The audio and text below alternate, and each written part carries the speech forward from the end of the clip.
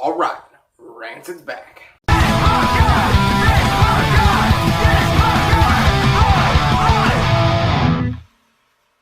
Hey guys, what's up? This punk guy here. Thanks for joining me back on my review channel. I'm very excited because today we're doing Rancid's 10th full-length LP that just dropped the other day. Like I said, Rancid's back. Have they been gone? I'll explain that in a minute. But before we get into all that, don't forget to like and subscribe to this channel. Add me on Instagram at thispunka. I'll put a link down there like always so you can see all the interesting shenanigans I get into with all my other record stuff and art stuff as well. But let's get right into this review because I'm very pumped. So if you guys don't know who Rancid is, they are the legendary, iconic punk band from the East Bay. This is their 10th full-length album that just dropped the other day. Tomorrow Never Comes. Here's the front, here's the back. This was released on Hellcat Records, and it's been about 6 years since their 2017 full-length LP that dropped, Troublemaker, so it's been a while since we've heard from these gentlemen.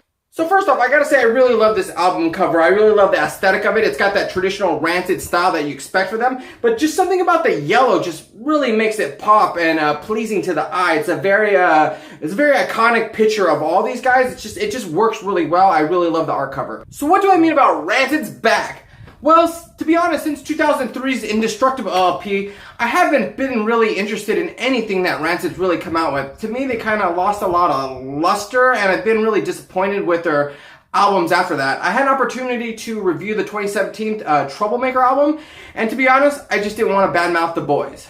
And I'm happy to announce with this album, Rancid's back. They're back to their roots. It's got the grit, it's got the energy, it's got that raw feel that you expected from them, that you get from their earlier albums, that's there again. Now a little bit about this album. It was recorded at Shipwreck Studios in Los Angeles, and of course, like every other album, it was produced by the 5th member of Rancid, Brett Gurewitz. Now this album has 16 tracks and clocks in under at 28 minutes, which means there's no time for filler on here. They're right to the point. And this album has the speed of their second self-titled album with the quintessential melody of Out Come the Wolves. This old school Rancid's gang vocals and chants, they're on here. They're back. You got them. If you missed Matt Freeman's crazy bass playing throughout the whole song, then they're back. You got them. If you missed Lars's oi influences throughout this whole album of his guitar playing style, they're back. You got them. We'll say this album is very Tim Armstrong centric as far as the lead vocals on here. There is very little Lars,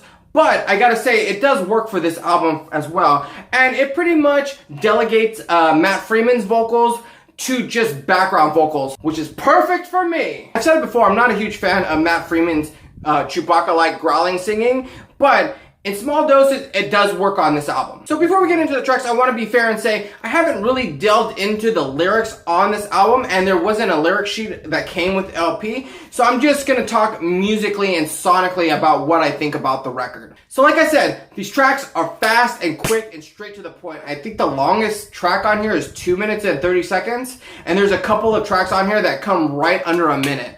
One quirky thing I noticed is on the LP, the track lineup is different than the one online. I think I prefer the online listing track list better the way it's arranged than it is on the LP. So the first track I want to talk about is Tomorrow Never Comes. And I've talked about this on a YouTube reel I made, so if you want to go check that out, you can go watch that. I'll put a link somewhere around here. So I won't talk a lot about it. I probably will. I will say this is a near perfect track for Rancid. It is a showcase of what everything Rancid is about, put into this very opening beginner. And not only is it a hell of a track to open up this album with, but I can see them opening up live shows to this track. Just a quintessential, like I said, showcase of everything that Rancid is about on this track. Mud, Blood, and Gold is the follow-up track to that, and I definitely think it's one of my favorite tracks on this album. The riff that opens up this track is just a heavy chugging intro that I've never seen Rancid do, and it sounds very almost metal, hardcore sounding, just rips into this balls out punk beat, courtesy of Brandon, of course. It's just a fire banger, killer mosh pit song. And the track One Way Ticket is one of the few Lars-driven tracks on here. It's about leaving your hometown.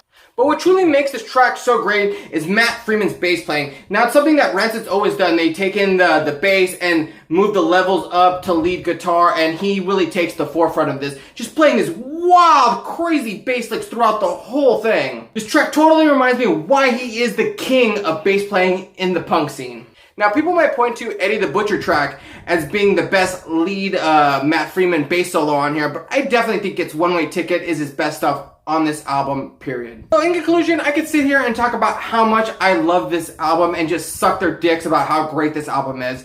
Drop Dead In, New America, Don't Make Me Do It, some of my favorite tracks on here. The album front to back was just made to mosh too. Its simplicity and energy in this album is what makes it a perfect old school style Rancid album. And made all those naysayers talking shit saying Rancid doesn't come out with any new albums anymore eat fucking crow. And I know because I'm one of them. So I'm going to go ahead and give Rancid's Tomorrow Never Comes new record a perfect 5 out of 5 stars. It's fucking great. It's fucking epic. It has that energy that you want for Rancid. They're back. Easily their best stuff in 20 years.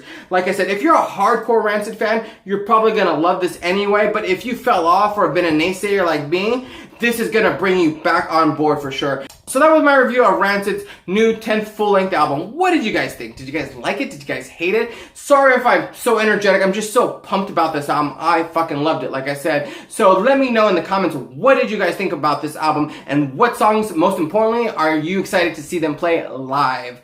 So, like always, guys, thank you for watching. And follow me on Instagram at thispunkguy. Like I said, I put a link down there below. And like always, guys, I'll see you at a show!